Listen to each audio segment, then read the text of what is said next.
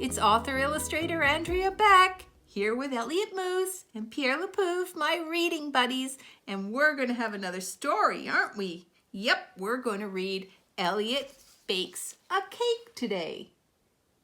I used to love baking when I was a little girl, and so when I was thinking up Elliot Moose stories, I thought, he could get up to some fun making a cake. And you did.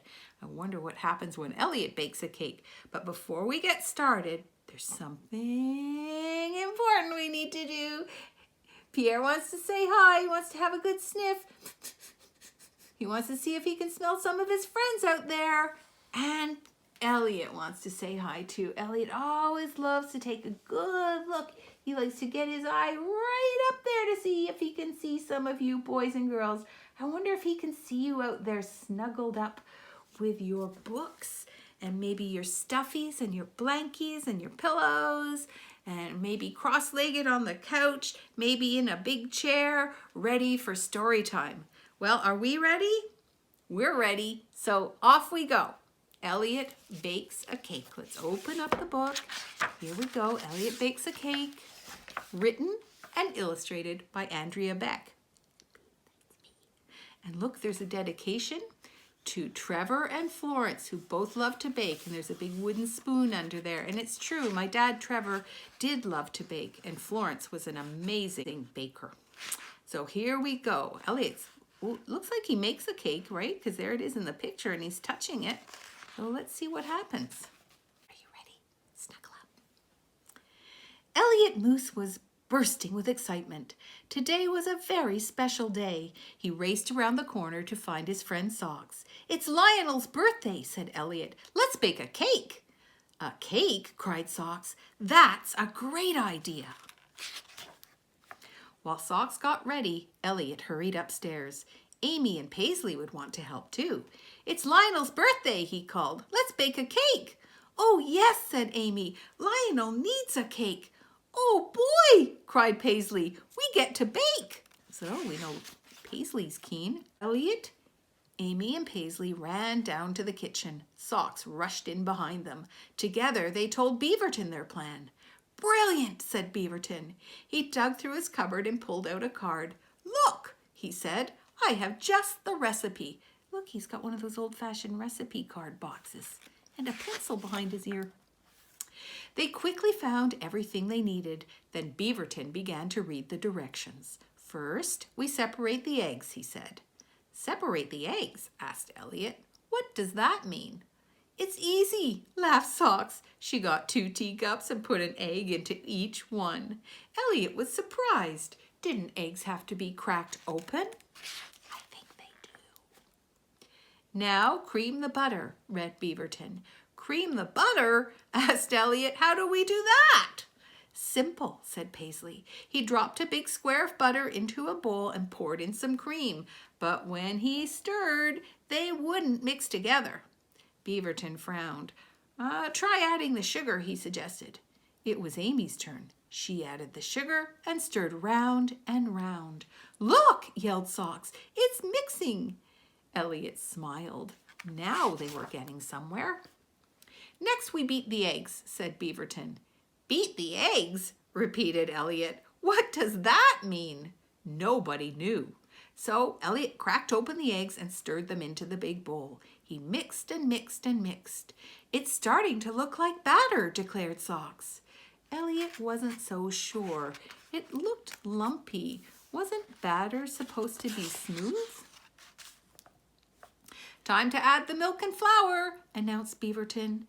In went the milk, in went the flour. Then Beaverton added a spoonful of baking powder. "So our cake will be nice and tall," he said. They took turns stirring until most of the lumps were gone. "It looks like proper batter now," said Paisley. "I think you're right," agreed Beaverton. Elliot and Socks poured the batter into a pan and placed it gently in the oven. Everyone gathered around to watch the cake bake. "How will we know when it's done?" asked Elliot. Beaverton checked his recipe. "When we touch the middle of the cake, it will spring up," he said. "It will spring up?" Elliot was amazed. He stared eagerly through the oven window, looking for the first hint of movement. After a short while, Beaverton opened the oven and Elliot touched the cake. It didn't spring up, it wobbled. The next time they checked the cake, it looked just right. But when Elliot touched the middle, it didn't spring up. It didn't even quiver. They put it back in the oven and began to make the icing. When they were finished, they checked the cake again. It still didn't spring up. It didn't jump up. It just sat there. "This cake's not planning to move at all," declared Elliot, "and it's looking awfully dark." Socks peered over Elliot's shoulder. "Oh no!" she wailed. Elliot's heart sank. He looked at Socks. Lionel's cake was burnt. The kitchen was silent. Everyone stared at the cake. It wasn't just a little burnt, it was very burnt. Elliot struggled to hold back his tears. There would be no birthday cake for Lionel. After a few unhappy minutes, Elliot brightened. "We can fix it," he said. Bit by bit, he cut off the outside of the cake. "Isn't it getting awfully small?" asked Socks. "Yes, but with the burnt parts off, at least it will taste good." Next, Elliot cut the little cake into 3 layers. Amy spread jam on 2, and Paisley covered the top with icing.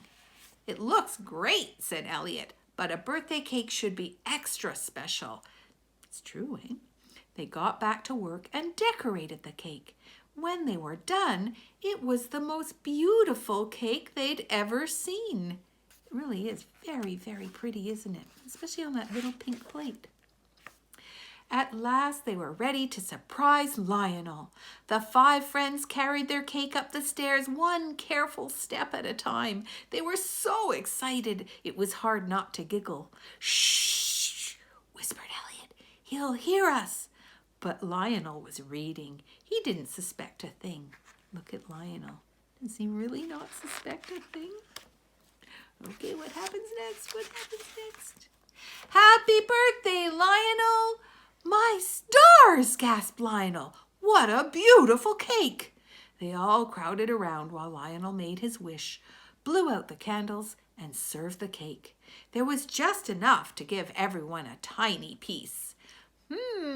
Said Lionel, "this is the best cake I've ever tasted." Everyone agreed. It was the best cake they had ever tasted. I think that's the end of our story. But boys and girls, if you're a baker or if you want to try baking something, there's a very special cake recipe on the last page of the book. But don't forget, you need a parent, an adult, someone big to help you with that if you want to try it out. And I think there'll be a link underneath this video for your mom or dad to look at. Okay? So, boys and girls, was that a good story? I liked it. I'm glad that Lionel got his birthday cake. That would have been tragic if he had not had his cake on his birthday. Boys and girls, I hope you enjoyed the story, and we're going to say goodbye now. Come back and see us again sometime for another story. Bye-bye.